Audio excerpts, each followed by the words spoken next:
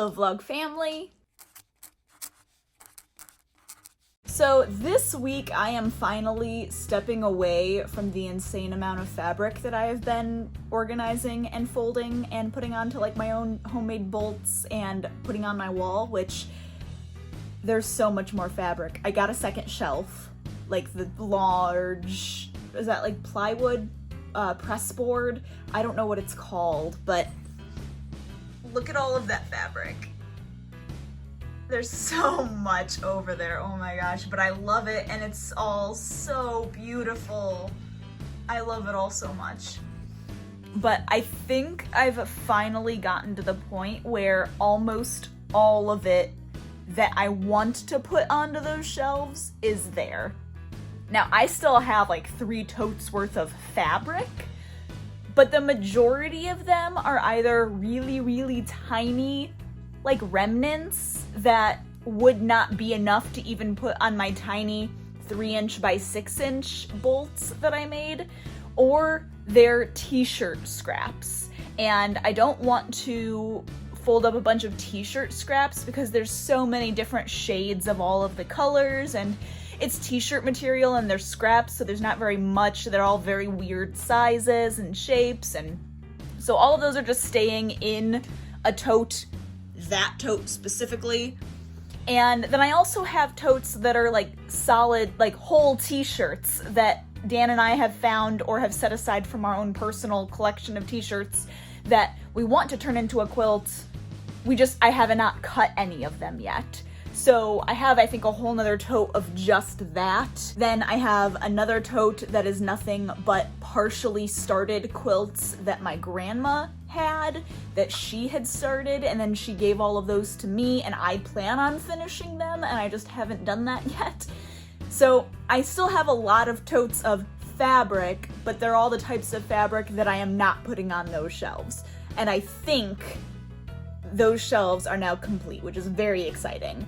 It's significantly less than I thought it was, also significantly more, but it's still beautiful to look at and I'm so excited. I have so many ideas for quilts that I want to make, and I'm not getting rid of all of these like little tiny remnants of fabric, and some of you might be watching this being like, you literally can't do anything with a tiny little piece, square of like solid color blue t-shirt. Like, why are you keeping that? Throw it away. And to that I say, I have so many ideas for that tiny little square of blue t-shirt. I have been thinking of, gosh, I made a vlog 2-3 years ago at this point. I'll link it in the corner, it'll pop up so you can see it. And I had plans of doing like Disney quilts that the Disney characters were like pixelated, and in those quilts I thought like it'd be so cool to use up all of the t-shirt fabric scraps that I have and do these like pixelated characters, because then you could use small pieces of fabric to fill in all of these spots and it would be really cool looking.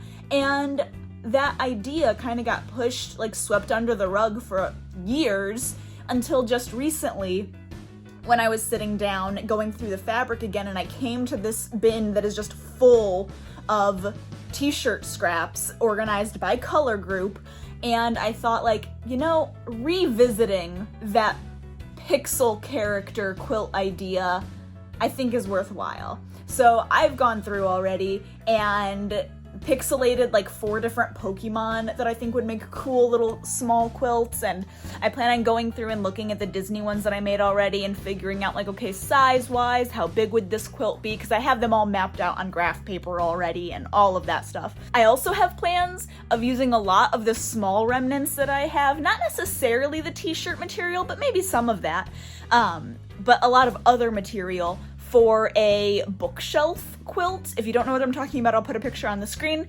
but I've seen these quilts and these are beautiful, and these can be like any size. You can have like a small little lap one, or you can make a giant one, just depending on how much fabric remnant you have.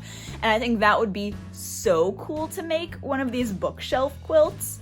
And so I definitely want to do that, which would also then use up a ton of the fabric scraps that I have.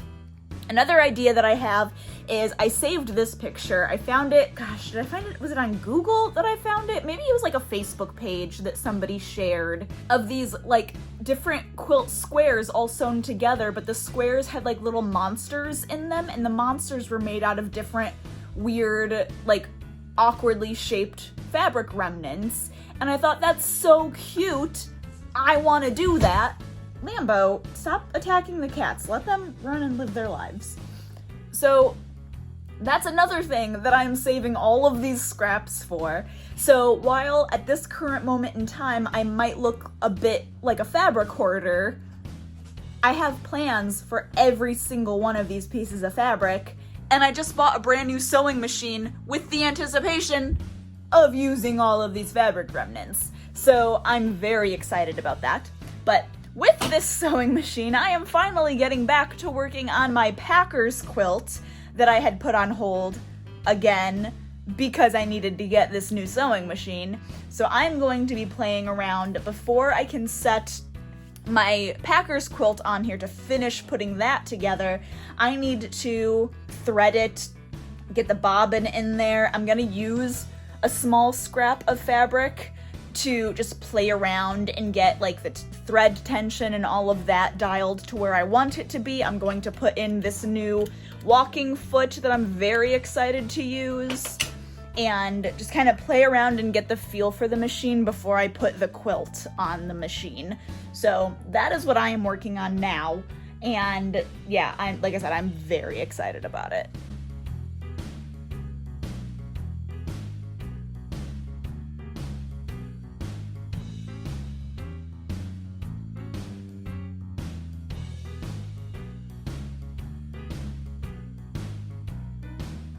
I just came to the realization that the bobbins that are required for this machine are thinner than the bobbins I own, meaning my bobbins don't fit. So I need to go through and one, buy more of these bobbins, and two, unwind all of these, which is not gonna be the most fun.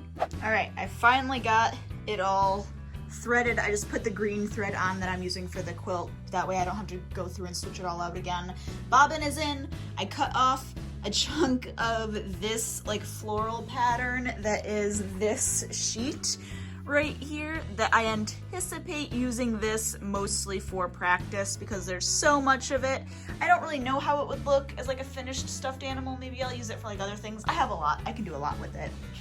But I just cut off the edge that had, because it was a fitted sheet, so it had like the elastic edge, so I cut that off and I'm just folding it in half to get used to sewing it and adjusting everything that I want to adjust now. Okay, if you haven't seen my unboxing video of this sewing machine, I'll link it in the corner again. You need to go watch it because I'm obsessed with this machine. Like, the sewing dynamic of it is so smooth. Oh my goodness. I have the top walking foot, quilter foot, whatever it's officially called, I don't know. But, oh my goodness. I love this table so much. I'm already absolutely in love with the thread cutter option to just cut the thread rather than you having to pull it out and like use the thing. Like, oh my gosh. And the presser foot, it's gonna take me a lot of getting used to this, but the presser foot, if you push on the heel, it cuts the thread for you. So I have to be really careful that I'm not like just readjusting and putting pressure on it and accidentally cutting the thread when I'm not meaning to, because that could be bad and annoying when it does just cut the thread for you. Like, oh my gosh, that's so nice. That is so nice. Yeah, so far, 100 out of 10. Love this machine. Good job. Okay. The front of the quilt is done, like completely, totally done. So now I need to get the back of it so I can actually sandwich everything together and like finish this quilt. But I need to go to Walmart, so I have to wait until after Dan gets home so I can go to Walmart and get the sheet that I need for it. I currently am outside with Lambeau and Luca, but I'm not holding a leash Because what I've done is I have Luca on his harness and leash, but it's a retractable leash, and it has an 8-foot like leash on it.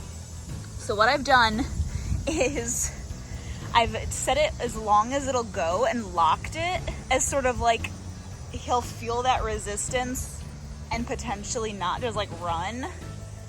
So I've just been letting him walk around like dragging that, and that way also like if he were to right now jump over that fence, I would be able to grab that leash and stop him type of thing. But he's been pretty good so far, and he's happy having his own little freedom. So I just gotta keep an eye on him now while I play fetch with this guy and this tennis ball that he has very effectively destroyed. Are you having a great time, Luca?